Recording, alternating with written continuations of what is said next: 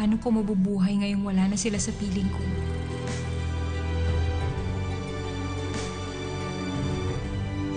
Inagaw sa akin ang mga anak ko.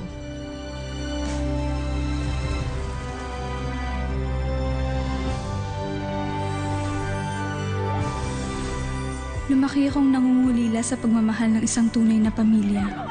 Nawalan ng ama nang dahil mismo sa aking ina.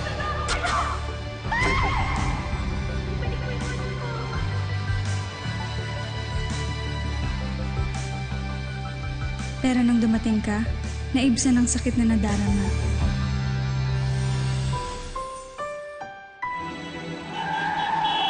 Trembling, the prince approached the bed and knelt beside her, then lifted her white hand to his lips and gently kissed. Hoy, di ba sinabi ko sa'yo huwag ka nang pupunta rito? Hayaan mo na, matagal na silang magkaibigan. Sobra ka na talaga eh. Gusto na naman makatulong ng anak ko ah. Makatulong? Sa tinagal-tagal niyo rito, wala na kayong dinala rito kundi gulo. Subukan mo! Ano? Mami!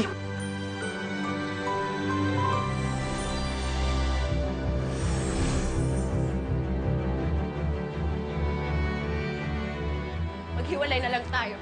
Marami pa akong pangarap sa buhay.